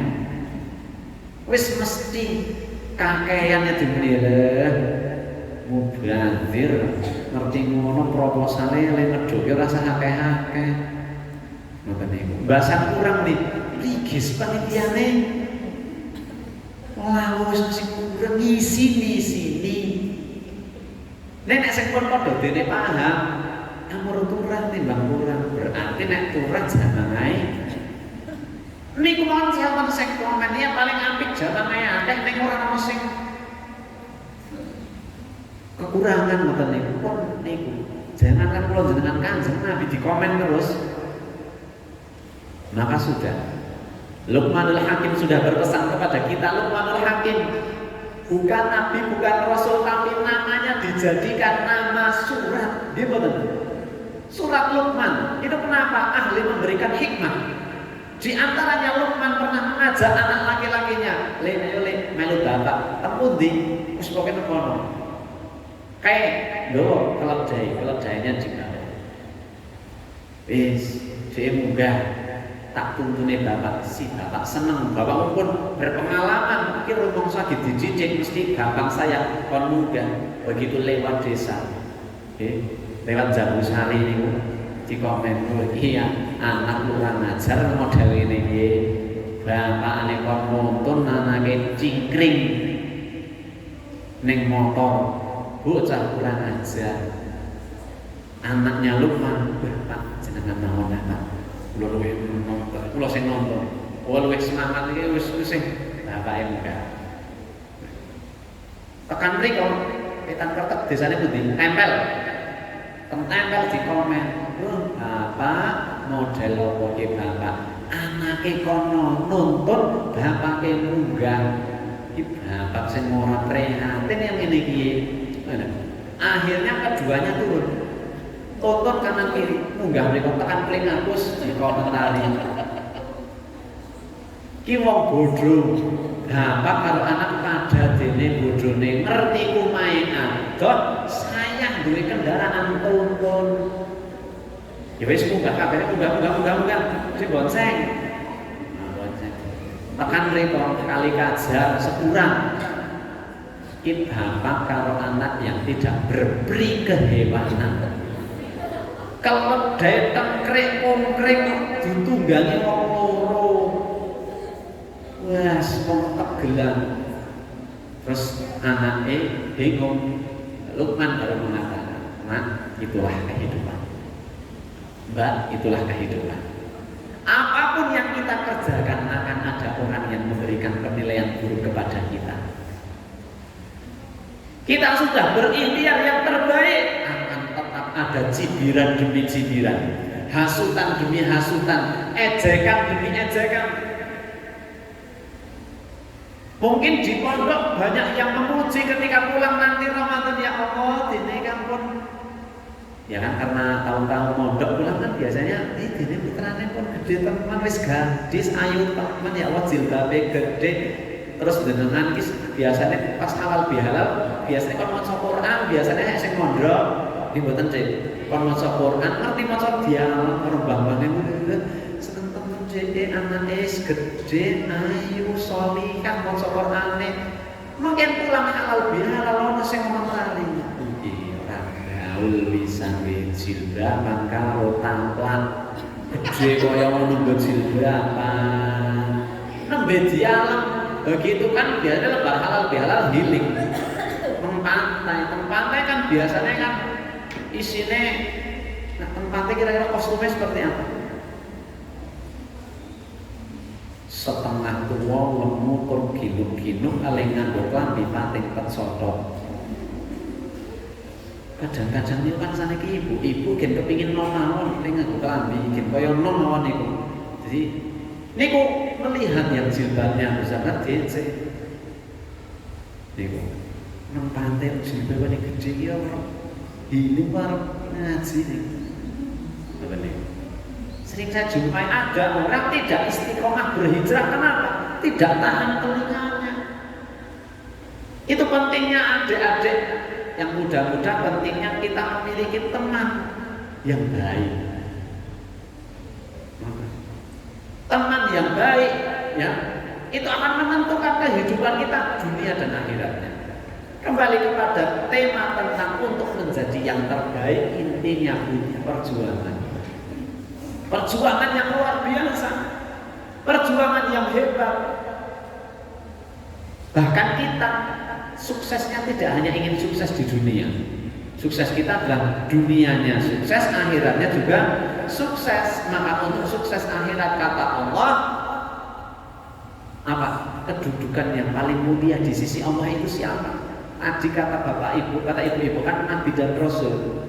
Kemudian selain Nabi dan Rasul tidak bisa, enggak, karena kata Nabi adalah inna akramakum indallahi atqakum. Sesungguhnya yang paling mulia di sisi Allah adalah yang paling takwa. Apa sih itu takwa? Takwa adalah taat sama Allah, ikuti perintahnya, saat yang sama tinggalkan larangannya. Sekalipun kadang-kadang tidak kuat telinga menahan suara-suara sumbang, skip, fokus pada tujuan. Maka insya Allah kita akan menjadi manusia terbaik. Ramadan ini mengajarkan kita, ayo kita dipaksa untuk menjadi orang yang takwa karena perintah ya ayyuhalladzina amanu kutiba alaikumusiyam. Perintah puasa diakhiri dengan kalimat la'allakum, karena takwa itu kata Allah adalah tempat terbaik, derajat terbaik. Jadi Allah kasih puasa niki saking emane, saking nek wong wis saking emane niku kadang-kadang dengan yang diemani sok tidak bisa ditangkap. Seperti halnya ibu sing emane kalih putra itu kadang-kadang disalah tafsirkan seperti manusia dengan Allah Subhanahu wa taala. Maka terakhir saya akan sampaikan, kan sudah jam 10:30. Ada satu nasihat dari Imam Hasan Al-Basri agar kita bisa istiqomah dalam kebaikan. Tidak khawatir dengan komentar-komentar, kemudian kita bisa fokus dalam hal kita meraih takwa. Maka Hasan Al-Basri pernah berwasiat begini.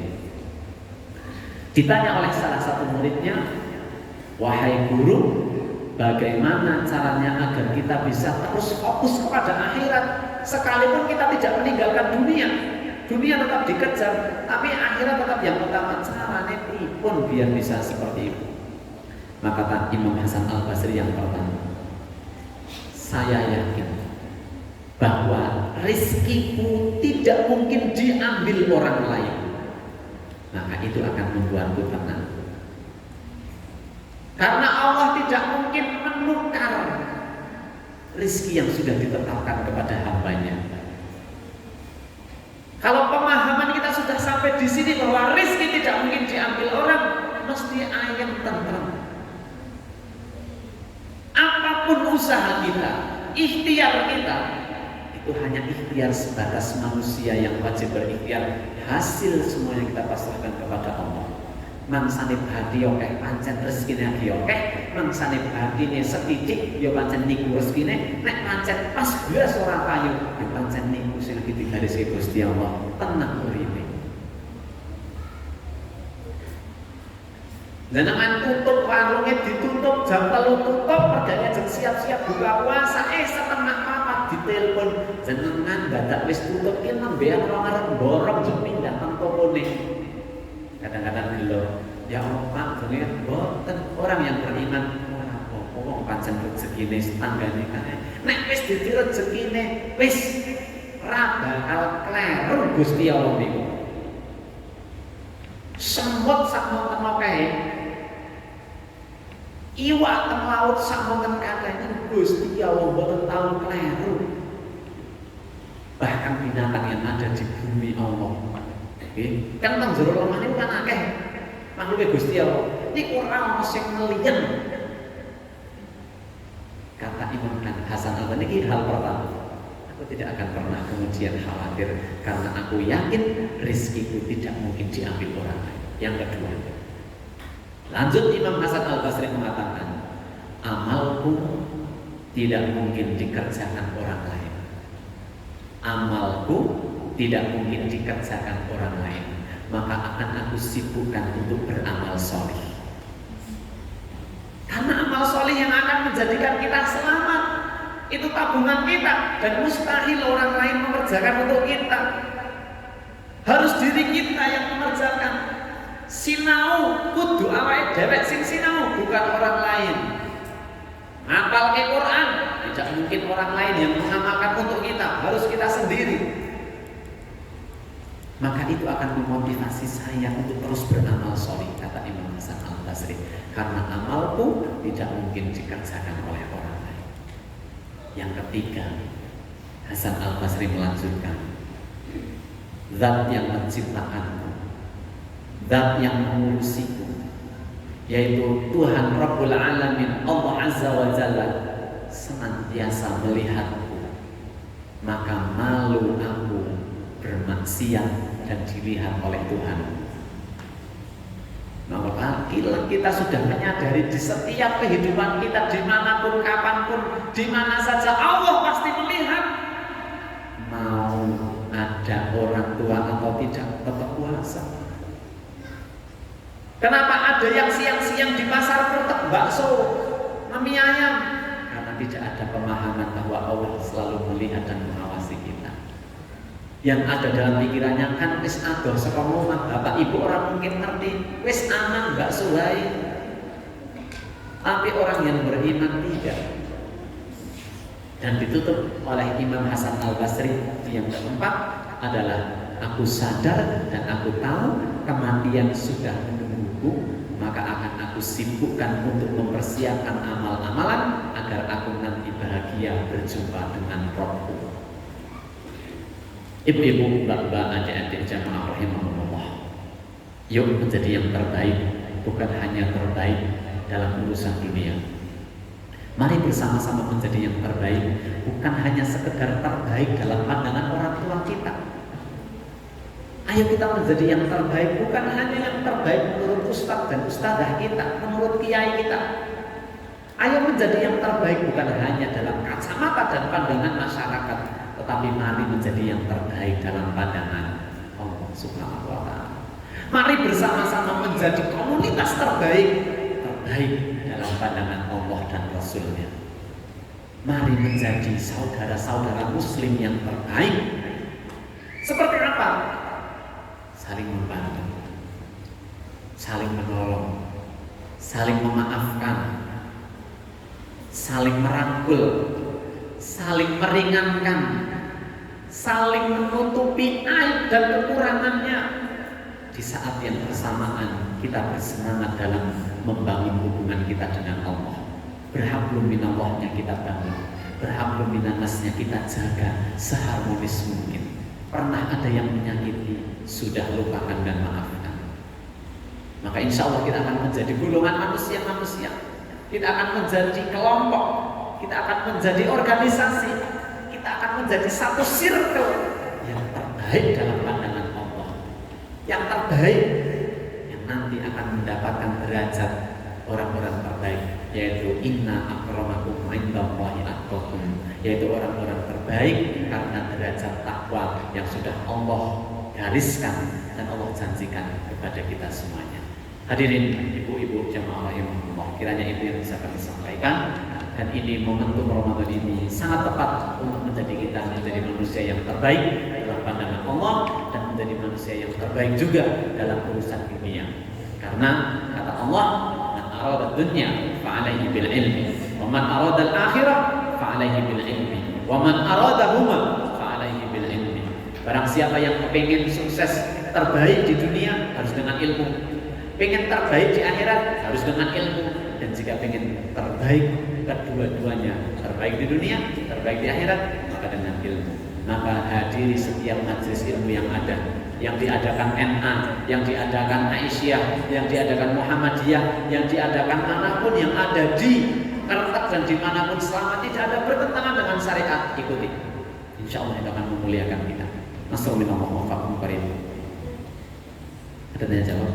Ya betul Ustaz. Ada tanya jawab. Ya. Baik, jazakumullah khairan katsiran kepada Ustaz yang Subran Zaidi atas ilmunya. Semoga dapat bermanfaat bagi kita bersama. Amin amin ya rabbal alamin. Untuk acara yang selanjutnya yaitu sesi tanya jawab. Kepada para hadirin yang ingin mengajukan pertanyaan dipersilahkan. Kita batasi ada 3 pertanyaan ya. Monggo yang ingin bertanya bisa angkat tangan. Oh ya.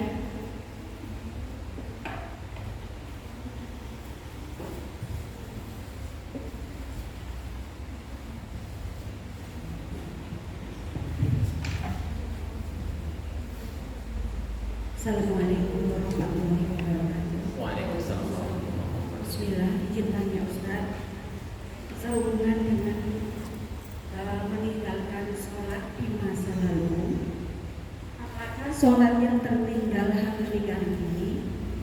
Jika iya, bagaimana cara mengganti sholat yang tertinggal ini? Sementara hitungan pada waktu itu kita nggak ingat berapa kali. Jazakallah atas pencerahannya. Assalamualaikum warahmatullahi wabarakatuh. Waalaikumsalam warahmatullahi wabarakatuh. Ada lagi? Sebelum saya jawab. Silahkan. Yang kedua, sambil menunggu 1, 2, 3. Oke, sambil menunggu saya berusaha untuk menjawab pertanyaan dari Ibu. Sinta Ibu. Ibu Ida. Nah, Ibu Ida. Bismillah, izin menjawab sesuai dengan kapasitas ilmu yang saya miliki. Jika nanti suatu hari ibu bertemu dengan guru yang lain, ustaz-ustaz yang lain, ya yang lain boleh ditanyakan hal yang sama sebagai menjadi referensi jawaban. Oke, barangkali jawaban yang saya sampaikan nanti belum sempurna, tapi akan saya jawab sesuai dengan kapasitas yang saya ketahui saja. Dan saya memohon ampunan kepada Allah dan berlindung kepada Allah jika apa yang saya sampaikan ada yang salah.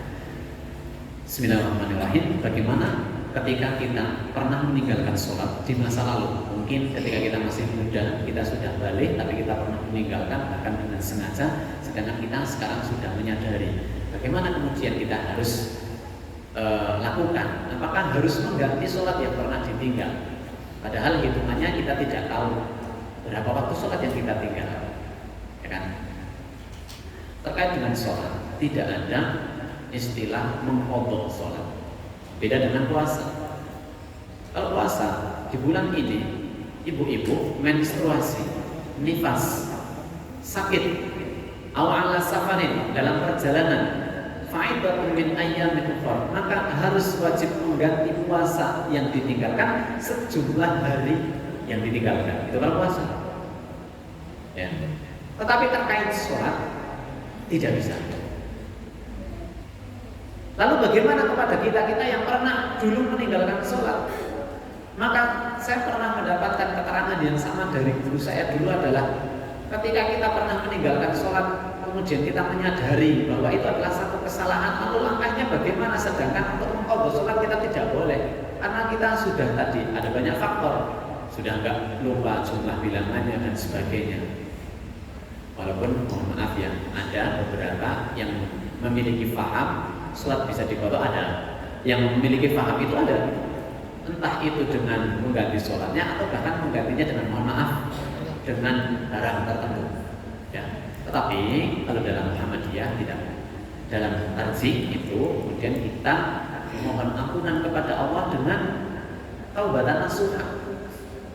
Mungkin masa lalu saya, masa muda saya, masa jahiliyah saya dulu, saya tidak taat, di antara ketidaktaatan saya dengan sengaja meninggalkan sholat. Maka ya Allah, saya akui itu adalah kesalahan saya. Ya Allah, ampuni saya ya Allah.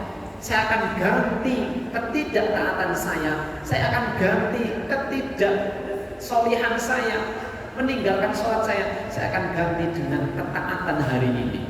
Saya akan ganti dengan sholat tepat waktu. Saya akan ganti dengan sholat berjamaah kalau dia laki-laki. Maka cukup kemudian kita bertaubat kalau itu urusannya dengan sholat. Oke. Begitu Bu. Walaupun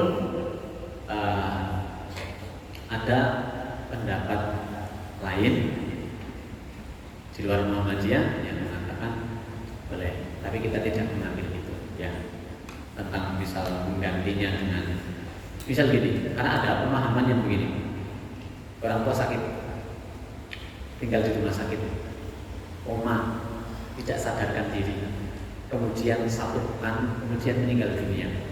Nah ditanya, Bapak jenengan, Simba jenengan gerah ke rumah sakit berapa hari? 1 minggu. Dari 1 minggu berapa meninggalkan sholat? Oke, karena tentang rumah sakit itu saya sholat. Hari ketiganya nanti pun bahkan sadar, ngantos sedane pun bahkan sholat. Kemudian dikalkulasi 1 hari 5 waktu, kali 5 hari 25, kali sekian pernah ada, ya kan? Ada. Oke. Tidak bisa. Dalam Muhammadiyah tidak ada. Oke, kenapa? Syarat menjadikan seseorang itu wajib menunaikan sholat adalah berakal. Satu, suci dari hadas, baik hadas kecil maupun hadas besar. Kemudian dia itu harus berakal. Kenapa dalam fikih itu wajib sholat itu nek pun balik? Karena nek wis balik itu dia mampu membedakan hak dan batil. Walaupun kita juga tidak boleh ngokon sholat kita pas wis balik dong. Ya kita sejak sedini mungkin dilatih sholat. Tapi kewajiban sholat itu ya memang ketika sudah balik dan itu harus berakal.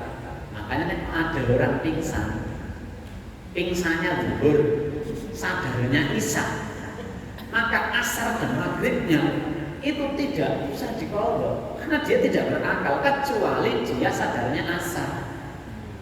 Maka sholatnya jamak karena asar masih bisa digabung dengan zuhur. Atau pingsannya pada maghrib, pingsannya asar, terus sadarnya nanti jam 12 malam, maka dia sholatnya itu maghrib dan isya dengan cara dijamak. Tetapi kalau dia koma seperti tadi yang di rumah sakit, tidak, karena tidak bisa sholat itu dikerjakan di waktu kemudian yang sudah berjarak, kecuali 2 sholat yang boleh dijamak tadi. Jadi tidak perlu. Walaupun mohon maaf, ada juga yang saya juga punya kenalan, tapi karena satu dengan yang lain memiliki pahamnya masing-masing, asal kita sudah menyampaikan dan pahamnya belum sampai, ya enggak apa, yang penting sudah disampaikan. Di antara saudara saya yang saya kenali itu, dia sama bu pertanyaannya, masa lalunya orang tahu sholat jadi, dia aneh sholat terus. Dia hampir-hampir datang ke masjid itu sekian menit sebelum adzan. Zuhur jam 12, dia datang setengah 12, dia ambil wudhu, dia sholat terus 2 rakaat salam, 2 rakaat salam, 2 rakaat salam, 2 rakaat salam. Adzan jeda antara adzan dan iqamah, sholat terus sampai qomat. Terus begitu. Pernah kemudian satu iseng, tak jenengan kok sebetulnya sholat itu jadinya sholat nopo. Dia dengan kepolosannya dan jalannya niatnya dia baik. Kalau niku sama nomi orang kamu sholat saat itu lalu ngelironi, kan api niatnya. Tapi kan agama ada aturannya. Karena ibadah makdoh itu haram dilakukan. Semua ibadah haram hukumnya dilakukan, kecuali jelas ada dalil yang memerintahkan. Ini puasa itu haram dilakukan, kecuali ada perintahnya. Dapat dengan puasa Ramadan ada perintahnya. Kutiba alaikumus yang lakukan.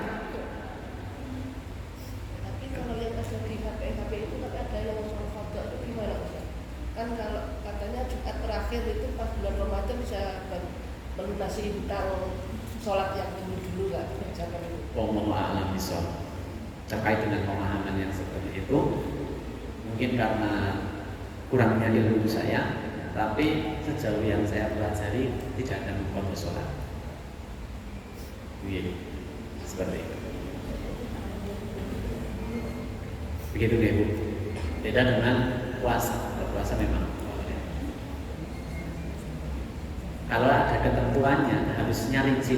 Agama itu kan semuanya rinci. Ya.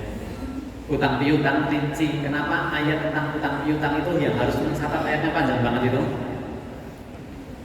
Sedangkan kalau mengkodok sholat tidak dijelaskan pada ada orang taubatnya usia 60 tahun, baliknya 15 tahun, jeda antara 15 tahun sampai usia 60 tahun berapa waktu sholat yang ditinggalkan?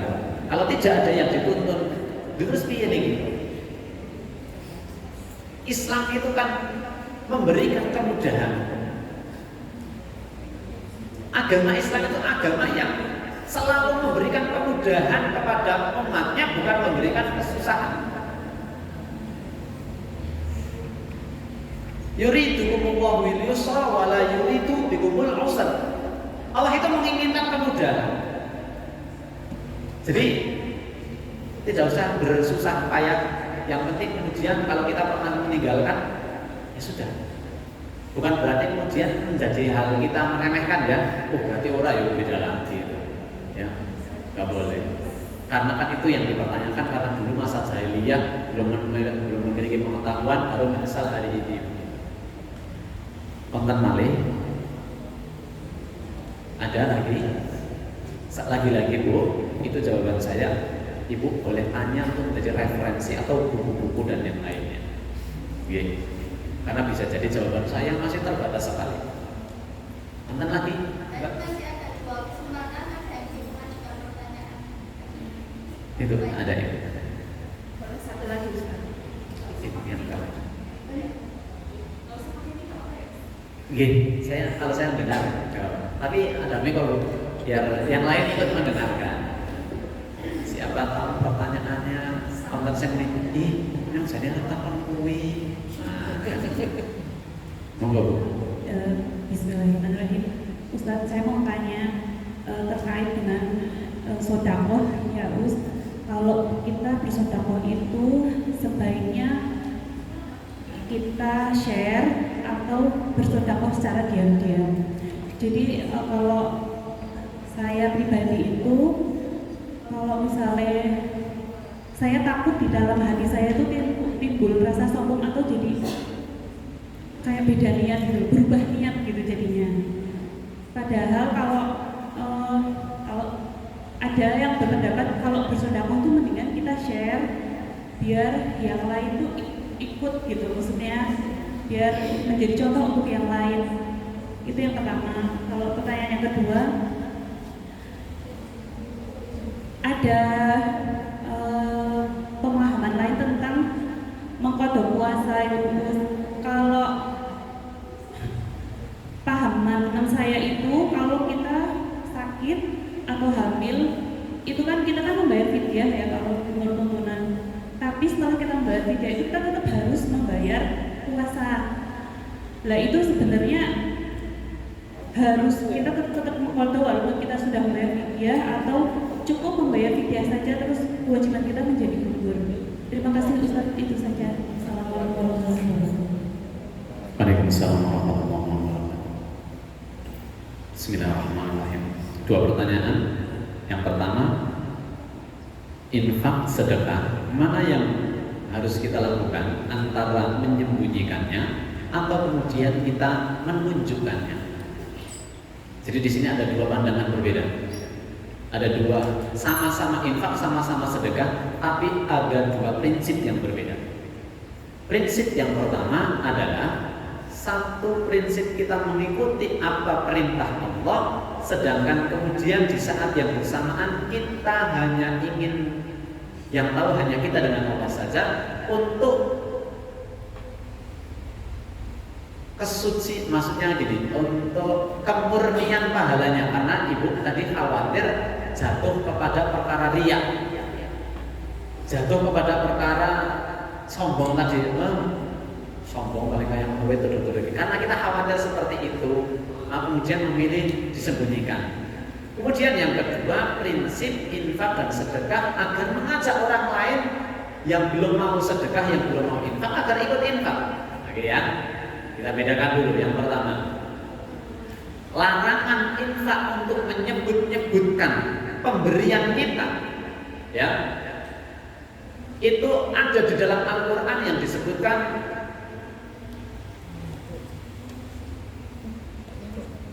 perkataan yang baik itu lebih baik daripada sedekah yang menyertai sesuatu yang menyakiti. Qaulun ma'rufun khairun min shadaqatin yatba'uha adha. Perkataan yang baik itu nilainya lebih baik daripada pemberian, tapi pemberian yang menyakiti. Kemudian nanti ada lanjutan ayat yang mengatakan kalladzina yunfikuna ma lahu ri'a'an nas famathaluhu kamathali safwanin 'alaihi wabilun fa asabahu wabilun fatarakahu salda. Perumpamaan orang yang berinfak karena riya, karena ingin dinilai dermawan, karena ingin disebut orang yang apian, itu seperti satu batu licin yang di atasnya dikasih tanah, yang kemudian ditimpa oleh hujan yang lebat. Fatarakahu salda, maka hanyut tak tersisa. Maka di sini langsung ada dua jawaban. Jika ada orang berinfak, bersedekah hanya karena ingin dianggap itu dermawan dan sebagainya, dia orang yang hebat karena amalnya nggak main-main, yang main 10.000 dia 1 juta, itu yang menjadi tujuannya, maka kemudian pahala infaknya itu sama sekali tidak ternilai. Seperti batu licin di atasnya ada tanah kemudian ditimpa. Itu ada dalam Quran surat Al-Baqarah ayat 200-an, saya lupa ayat persisnya. Sama sekali tidak ternilai. Bahkan tadi disebutkan kalau ada orang memberi, tetapi memberinya kok menyakiti perasaan. Emang ada memberi menyakiti perasaan? Al-Quran mencontohkan ada. Contohnya, lihat anak yatim piatu, lihat anaknya orang tapi orang tuanya tidak mampu, maka diimbau amar sekolah. Nah, orang tuanya jawab, ya orang tua nek nyekolah ke anak, wong agi gulu rumah entrok wae wis, malah wis koyo ngene amar sekolah. Insyaallah bismillah tak rewangi. Maka ibu kemudian berempat rewang-rewang, nulungi tanggane, nulungi karena satu komunitas, karena dia satu nasi atul aisyah, karena satu berdekatan mungkin ditolong. 20 tahun kemudian anaknya udah gede, punya pekerjaan mapan hebat. Suatu hari anaknya punya kesalahan dengan jenengan. Kemudian bisa kita ya Allah, bocah orang ngerti. Biar nek orang diturungi kalau tangga-tangga. Biar nek orang direwangi arep dadi Allah, wong tuane ora nyekolahake. Saiki mbasan wis sore gawean Mas. Ya amat we ora lisan kita tanpa kita sadari nyalur terdengar menyakiti perasaan. Maka itu yang dimaksud qaulun ma'rufun khairun min shadaqatin yatba'uha adha. Bahkan ngomong apik niku luweh apik timbang sedekah akeh ning menyakiti perasaan. Traktir, dibawa traktir ke restoran yang mahal, mlebu wae wis gumun.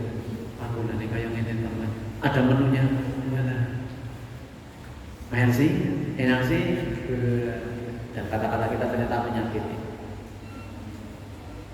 Tapi kalau kemudian kita berinfak, lingkungan kita orangnya orang yang mampu-mampu, memenuhi kebutuhan primernya sudah cukup.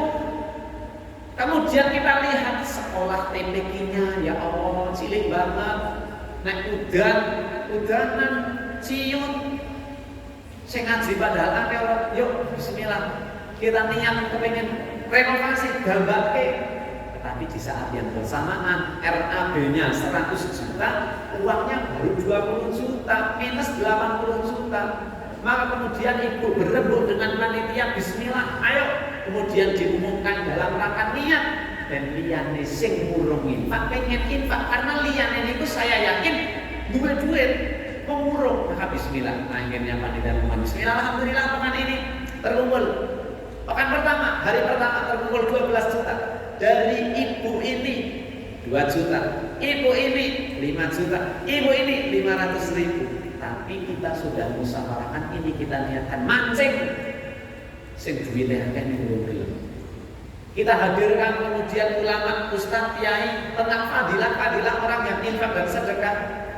Disebutkan juga kemudian akhirnya sing ora infak do infak itu boleh. Jadi pertanyaan dari ibu, silahkan ambil posisi jenengan ada di posisi yang mana. Kalau kita ada di posisi yang kita pengen jawab bismillah, silahkan, nggak apa-apa. Nggak apa-apa, kalau misinya sudah jawab bismillah ya Allah, pokoknya bismillah. Saya ingin niatin itu buat semua ya Allah, tidak ada niat kecuali saya niat sedekah untukmu ya Allah. Perkara duit ini mungkin dimanfaatkan itu kadang-kadang ada salah keklon niatin jenengan. Dan saya bukan niatnya ada orang yang ikut. Bismillah, man dalla ala khairin falahu ajrun mithlu fa'ilihi. Siapa yang mengajak kebaikan, maka niscaya orang yang mengikuti akan memberikan pahala yang sama. Ayo niki masjid aja kurang nih loh. Daerah wonten keramik, ayo siapa yang membangun masjid di dunia, Allah akan bangunkan istana di surga. Monggo semeter keramik istana di surga. Silahkan. Ini yang ini sudah sekian disebutkan. Berpahala. Bahkan bukan riya, itu pahalanya berlipat-lipat. Tapi mohon maaf harus terus dijaga. Niat sedekah, niat infak, nyumbang yang tadi anak-anak yang tidak mau sekolah yang saya contohkan, nyumbang masjid. Kapan menjaganya? Bukan sampai setelah selesai bangunannya, bukan sampai kita mati jaganya. Jangan sampai kemudian wis dadi TPK-nya sudah jadi bagus, TK-nya sudah jadi, masjidnya sudah jadi, waktu berganti, ibu dulu nyumbangnya masih muda, umurnya masih 30 tahun, sampai usia 60 tahun antar ke putune gumun sekolahnya apik banget, masjidnya magrong-magrong. Ibu kemudian biyen simbah sing mempeloponi nek simbah ora dadi ketua ora dadi simbah le darane apa yang tadinya sudah menjadi tabungan amal gugur. Jadi saya kira setelah ada penjelasan ini, saya kira kita itu bisa memposisikan kita ada di posisi yang mana. Kalau ibu masih khawatir, saya masih takut timbang kayak ini kalau tak mending menang mawon, bahkan tangan kiri saya saja tidak tahu. Wes lumus, maka esok orang ini oleh menang. Khawatir infak kita akan menjadi, bahkan sampai-sampai akan mau matur nuwun nek mboten biyen ibu nulungi kula kapan nggih? Sing kapan sih? Pokoke kula tesih kelingan zaman kula SD. Pokoke nek mboten ibu sing nuduhake ya Allah, wong niku tesih kelingan. Nengok kita itu berusaha beramal baik lupakan, beramal baik lupakan. Khawatir setan niku nek ngincim wong niku sandalane umur Bu. Saniki isih soleh jajal 10 tahun maning. Siapa ngerti 10 tahun mending ngono masalah kita tak ungkit-ungkit sing biyen. Maka ada orang biyen ikhlas saniki gak ikhlas ada Bu. Biyen apian saniki kemudian lho biyen ora eling. Iki nek ora tak tulungi nyong jeke dadi anak. Padahal biyen ikhlase ora ono. Setan bukan apal Al-Qur'an hadis Bu, asbabul nuzule ngertos. Ampun main-main dari setan. Maka kita tadi kembali kepada pertanyaan ibu, silakan. Kalau mau umumkan, kalau mau ajak orang silakan, tapi selalu berlindung kepada Allah. Rabbi a'udzubika min hamazati syayatin wa a'udzubika min an ya Allah. Aku berlindung agar setiap amalku tidak menjadi sia-sia. Aku berlindung dari godaan setan pun itu. Jadi nggak apa-apa. Mau sembunyi-sembunyi, apik banget. Diumumkan juga apik. Kedua-duanya bagus. Yang tidak bagus adalah yang tadi, yang salah niat. Oke, itu bisa ditangkap ya. Baik, masih ada kesempatan untuk satu pertanyaan lagi mungkin Ustaz. Masih ada kesempatan untuk satu pertanyaan lagi, ada mungkin? Oh iya. Astagfirullahaladzim, bayar fidyah tadi nggih Bu. Nah, pas berarti niki saya nonton dulu. Sudah bayar fidyah tapi tetap suruh puasa gitu ya, singkat ceritanya. Ngeten niki ada di Al-Baqarah 184 185 kalau tidak salah. Enggak memang salah.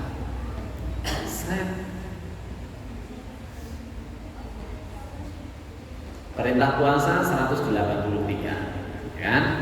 Kemudian kaifiat kita untuk kemudian bagaimana cara melaksananya itu 84 dan 85. Kata lagi. Ayyam ma'dudat, yaitu dalam beberapa hari yang tertentu. Faman kana minkum maridun aw 'ala safar fa'idatun min ayyamin ukhra. Maka barang siapa di antara kamu ada yang sakit dalam perjalanan lalu dia berbuka, maka wajiblah dia berpuasa sebanyak hari yang ditinggalkan pada hari-hari yang lain. Wa 'alal ladzina yutiqunahu fidyatun ta'amu miskin. Dan wajib bagi orang-orang yang berat menjalankannya. Maksudnya berat menjalankan itu puasa nih. Ya. Fayutiqunahu fidyatun ta'amu miskin. Maka dia membayar fidyah, yaitu memberi makan seorang miskin. Terus lanjutannya, faman tatawwa'a khairan fahuwa khairul lahu. Barang siapa yang dengan kerelaan hati mengerjakan kebajikan, maka itulah yang lebih baik baginya. Di sini disebutkan orang yang berat dalam berpuasa, itu kriterianya diantaranya adalah orang yang sakit, yang dia tidak mungkin kemudian untuk, misal dia sakitnya sakit menahun, kan wonten wong sing gerai tahunan, mohon maaf nggih. Beda dengan sakit-sakit yang insya Allah akan mondok, opnam, sehat, nah, maka dia harus mengganti. Tapi kalau orang sakit menahun, orang yang tua, renta, jompo, sudah dalam kondisi lemah, wanita hamil karena tahun berikutnya dia dalam proses menyusui, dan itu sama-sama diperbolehkan, maka baginya cukup membayar fidyah saja, tidak usah berpuasa. Jadi contoh biasanya ini pertanyaan janjane kepada wanita, paling banyak itu kepada wanita hamil, karena kepada orang tua sudah hampir pasti mungkin ya kok. Nah, nek sing wong hamil ini kan besoknya janjane isih luwes puasa sing sehat. Tapi nek membayar fidyah niku bener nek Al-Qur'an itu sudah diperbolehkan monggo. Bahkan ada gini. Safar itu kan boleh tidak berpuasa. Jangan bepergian ke Surabaya. Boleh atau tidak berpuasa. Tapi kemudian, tapi saya kuat kok, kalau tetap puasa saya kuat, saya mau puasa saja, bagus. Kemudian di antara orang 10 pergi bareng-bareng, mayoritas kuat kabeh. Terus orang siji saya mau ambil. Terus paling ambil orang batal puasane. Nah, inilah kemudian yang kadang-kadang disalahartikan dengan kita. Ada orang mengambil rukhsah yang diberikan agama, justru disalahkan. Paling semarang puasa, padahal agama membolehkan. Saya pernah itu membuat praktek dalam rangka tarbiyah kepada ponakan saya. Saya ingin kasih tarbiyah kepada ponakan saya yang ketika itu SMP mau masuk SMA, 2 anak. Ketika itu Covid, awal-awal Covid, saya perjalanan ke Kebumen, padahal ke Kebumen, tapi Kebumennya ada perbatasan sama Sangat Kecil aja. Maka di sana saya ajak makan mereka.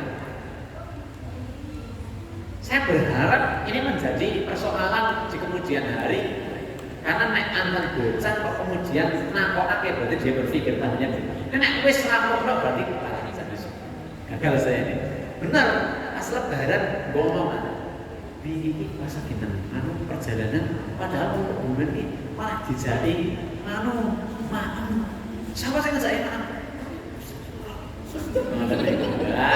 saya senang malah sukses saya.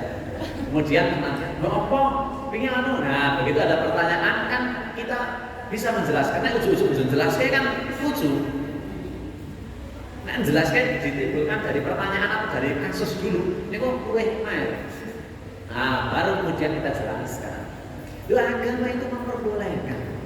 Kalau kamu dalam perjalanan, kamu boleh terkait kuat orang kuat agama, karena agama tidak ada kalimatnya awal ala safarin, awal dalam perjalanan. Neng jadi orang kuat, neng jadi ngelambangan, neng jadi ngelingbangan, pos. Tidak ada di situ. Diperbolehkan, diambil silakan, tidak apa-apa, sama seperti sholat jamaah. Kita tidak boleh berpaham oleh numpak mobil dhewe angger azan wis bari menggo masjid pinggir dalan pirang-pirang apa salat jaman barangan. Malah ki ngomong wae sregeh salat jaman. Enggak tak jamak Muhammadiyah senengane jaman. Kan? Padahal nyetir dhewe azan menggo. Ya silakan kalau memang itu bagus. Sekalipun jamak, apakah agama melarang? Apakah salah kalau kemudian dia ambil langsung jamak takdim atau jamak takhir? Karena agama itu memberikan keringanan, rukhsah. Bahkan disebutkan kalau ada rukhsah kok tidak diambil, disebutkan salah satu kategori orang sombong. Wes dinai rukhsah, ora gelem nganggo, agama mengatakan sombong amat. Nah, kamu mau? Nah, terkait dengan pertanyaan Vidya tadi, kalau kira-kira saya mau bayar sajalah kemarin ketika saya menyusui full 30 hari saya yang harapnya utang. Saya mau bayar fidyah saja. Yo parang agama niku parang.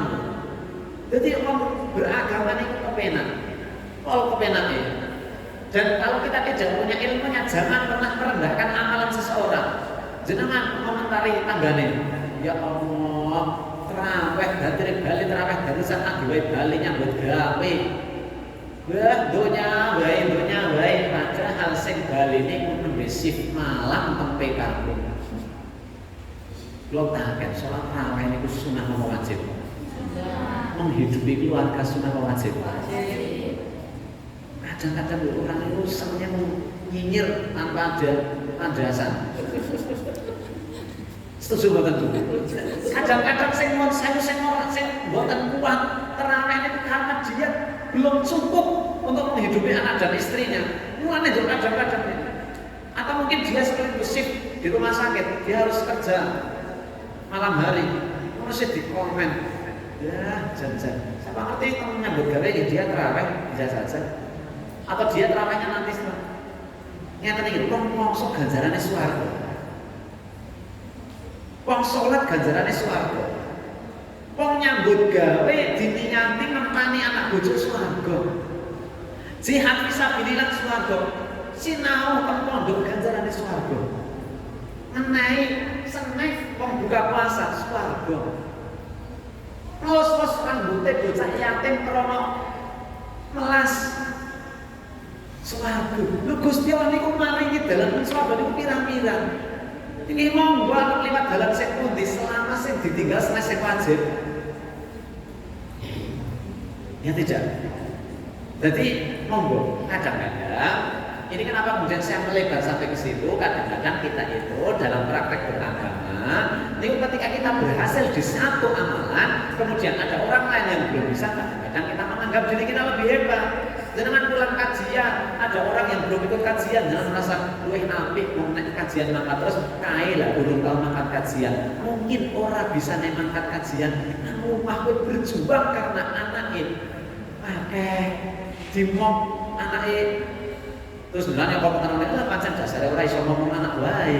Dene yang bisa kajian bawa anak. Loh iki akhirnya itu sing layak mlebu swarga niku sing ikhlas ngomong anak penumah apa sing kajian ning nyinyir kancane. Sing layak mlebu swarga sing pundi?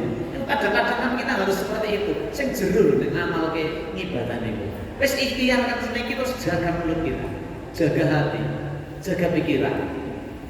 Kan ngoten niku. Seperti itu, mau fidyah, silahkan mau ambil. Pak Ustadz saya mau bayar fidyah tapi sambil puasa juga. Ya, lebih komunikasi saya tapi, ya mbak, ya nyangrutan ya bayar fidyah. Wes, double itu. Tetapi yang jelas tidak diwajibkan loro-loro nih, karena ini bukan apa. Kudu bayar fidyah atau kudu nyangrutan tidak. Sekali pak pilih. Seperti itu. Cukup? Ada cukup saya tutup dulu, saya belum salam. Ya, terima kasih dari awal sampai akhir termasuk tanya jawab. Kalau ada yang saya sampaikan ternyata ada yang tidak pas, saya pertama mohon maaf kepada Allah dan kowe jenengan dan saged takon kados niki. Ane sinten mawon? Nggih referensi. Baik takon secara langsung kepada orang atau buku atau apa mawon ngoten niku nggih. Dan kita tergolong wong sing seneng lurung ilmu untuk kehidupan amalan kita. Dan saya mohon maaf jika yang saya sampaikan ada yang salah, baik salah secara hukum atau ada yang salah secara penyampaian tutur kata yang kurang sopan dan sebagainya. Mohon maaf. Mudah-mudahan tidak ada niat kecuali tawassaw bil haqq wa tawassaw bis sabr. Nasrun minallah wa fathun mubarak billahi taufiq wal hidayah. Assalamualaikum warahmatullahi wabarakatuh. Baik, demikian sesi tanya jawab. Masya Allah ya. Semoga dapat bermanfaat bagi kita bersama. Amin. Untuk informasi, alhamdulillah amal yang kita peroleh pada kajian hari ini terkumpul sebesar Rp200.000. Alhamdulillah. Baik, menuju acara yang terakhir yaitu penutup. Marilah kita tutup acara pada siang hari ini dengan membaca kifaratul majelis bersama. Bismillahirrahmanirrahim. Subhanakallahumma rabbana wa bihamdika asyhadu an la ilaha illa anta astaghfiruka wa atubu ilaik. Saya selaku pembawa acara mohon undur diri. Mohon maaf apabila ada kesalahan dan kekurangan. Saya akhiri. Nun wal qalami wa ma yasturun. Wassalamualaikum warahmatullahi